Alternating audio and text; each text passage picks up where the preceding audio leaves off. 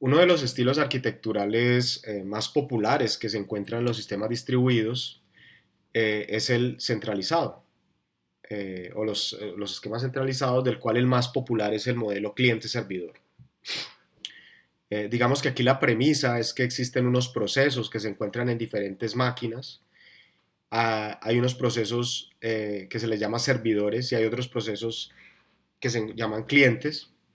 Los servidores se caracterizan por ser eh, procesos que tienen un IP fijo, que tienen un puerto fijo, que siempre están activos para que los clientes los puedan acceder y sepan dónde accederlos. Los clientes de otro lado pueden tener IPs diferentes, no necesariamente están activos todo el tiempo y lo que se permite entonces los clientes es consumir los servicios del servidor. Una vez obtiene lo que quiere puede desaparecer. Aquí es importante entender que el esquema cliente-servidor que se está presentando en este ejemplo es un sistema que es acoplado en el espacio y en el tiempo. Acoplado en el espacio quiere decir que el cliente para poder acceder al servidor necesita conocer el IP y el puerto donde corre el servicio. Y acoplado en el tiempo es que además de eso, tanto el cliente como el servidor deben estar arriba o deben estar corriendo para poder interactuar entre ellos. Generalmente los clientes y los servidores son máquinas diferentes y el esquema con el cual se interactúa entre el cliente y el servidor es a través de un esquema solicitud-respuesta. En este gráfico lo podemos ver. Imaginémonos que la línea superior es la línea de tiempo de ejecución del cliente, la línea de abajo corresponde a la línea de ejecución del tiempo del servidor. El servidor siempre está arriba, pero está latente, está esperando que alguien lo contacte.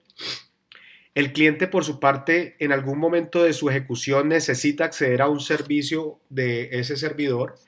Él construye una solicitud, envía la solicitud a través de la red y eso toma un tiempo. La solicitud es recibida por el servidor procesa la solicitud y un tiempo después envía la respuesta al lado del cliente. Observemos que hay aquí una parte del tiempo en la cual el cliente se ha quedado esperando por la respuesta del servidor. Y es importante ver entonces que este esquema cliente-servidor, que es uno de los más famosos en los ambientes de computación distribuidos, pues no es una comunicación automática o con un tiempo cercano a cero entre el cliente y el servidor, sino que eso toma un tiempo, ese proceso de la solicitud de procesar esa solicitud que ha hecho el cliente al servidor. Cuando hablamos de unos esquemas por capas, nosotros podemos ver que ocasionalmente un servidor se puede convertir en un cliente. Cuando seguimos el esquema modelo vista controlador, nosotros entendemos que la vista es la interfaz del usuario, que se comunica con el controlador, la podemos identificar aquí como el servidor de aplicaciones. El servidor de aplicaciones ocasionalmente puede entonces comunicarse con el modelo que está representado en la base de datos. Y si observamos el tiempo que le toma a un usuario siguiendo este esquema donde tenemos el cliente en una máquina, el servidor de aplicaciones en otra y el servidor de base de datos en otra, el tiempo de respuesta se puede ampliar bastante entre lo que envía el cliente y la respuesta que recibe. En este esquema de acá es importante recordar entonces que el servidor de aplicaciones en un momento se convierte en un cliente del servidor de base de datos. Entonces, el servidor de aplicaciones envía una solicitud al servidor de base de datos y este le responde. El servidor de aplicaciones reacciona de acuerdo a los datos que tiene y le envía una respuesta gráfica al cliente. Ese esquema es el que conocemos como un esquema de tres capas. Interfaz de usuario, que lo podemos ver como la vista, el procesamiento, que lo podemos ver como el controlador, y los datos, que lo podemos ver como el modelo. Entonces, cada una de estas capas tiene un propósito muy particular.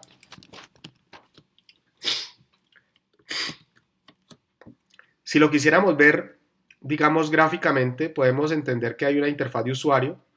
El usuario puede estar haciendo una consulta, por decir algo, quiero saber cuáles son los papers más relevantes en cuanto a computación distribuida. Este señor de aquí entonces lo que hace es construir una consulta que la envía a la base de datos. La base de datos entonces hace una especie de respuesta con las páginas que tienen la consulta generada en esta capa de procesamiento. Las respuestas entonces son ordenadas por alguna política que defina la aplicación, se generan las páginas HTML y se entregan al usuario. Existe otro esquema en el cual tenemos dos configuraciones o dos capas básicamente. Tenemos una capa en la cual la interfaz del usuario reside totalmente en el cliente. Aquí podemos ver, por ejemplo, las terminales brutas en los sistemas de mainframe antiguos. Hay otra parte del usuario en el mainframe. La aplicación y la base de datos reside en el mainframe. Luego se evolucionó un poco y la interfaz de usuario pues ya no estaba en el mainframe, sino que ahorita ya tenemos terminales donde la interfaz de usuario reside completamente al lado del cliente. Tenemos aplicación y base de datos sí al lado del servidor. En esta interfaz del cliente, entonces podemos ver las tecnologías CGI o PHP puro, en la cual toda la interfaz de usuario se maneja al lado del cliente, pero la lógica de la aplicación está acá. En esta evolución entonces ya tenemos cierta parte de la aplicación corriendo al lado del cliente y ya podemos aquí hablar de PHP mezclado con JavaScript, pero otra parte de la aplicación sigue residiendo en el servidor junto con la base de datos. En este nuevo modelo de acá podemos pensar en algunas aplicaciones de estas dos últimas, podemos hablar de aplicaciones de los tipos applet, que son unas tecnologías desarrolladas en Java, en las cuales la interfaz de usuario y la aplicación se mueven totalmente al cliente. Ocasionalmente, datos que utilice el cliente pueden residir en una base de datos, un esquema de base de datos local, para que las consultas que haga la aplicación sobre la base de datos sean lo suficientemente rápidas. Veamos un poco acerca de cómo se hace la distribución de los componentes en una aplicación distribuida, ¿sí? En un sistema distribuido. Podemos tener una distribución vertical en la cual cada componente reside en un ambiente distinto. Por ejemplo, podríamos pensar que el cliente está en una máquina, quien recibe las consultas del cliente están en otras máquinas. Los que se encargan de gestionar cierta información se encuentran en otras máquinas y los datos como tal o la información que utiliza la infraestructura o el servicio se encuentran en otra máquina.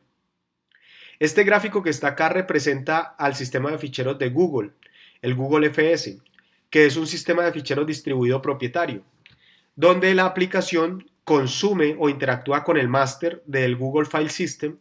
El Google File System accede a unos servidores de bloques, donde los servidores de bloques se comunican entre ellos para determinar qué bloque posee cada uno de ellos y luego acceden directamente a los bloques de los archivos, ya lo que el usuario está requiriendo. Esto es distribución vertical, digamos cada módulo, cada problema de la aplicación se encuentra en una capa diferente. Y la distribución horizontal tiene que ver con esto que vemos acá, que es la replicación de algún tipo de funcionalidad o servicio dentro del sistema distribuido. Que tengamos esta duplicidad de servidores de bloques, lo que nos permite es que nos puede fallar un servidor de bloques y los otros dos responder a las necesidades que le haga el máster o la aplicación del usuario. Entonces, la distribución vertical tiene que ver con que la lógica de nuestra aplicación se encuentra dispersa en diferentes máquinas y la distribución horizontal, tiene que ver con que la funcionalidad de un servicio se encuentra replicado, de manera que si un elemento de esa réplica falla, los otros puedan seguir logrando la operación del sistema en general.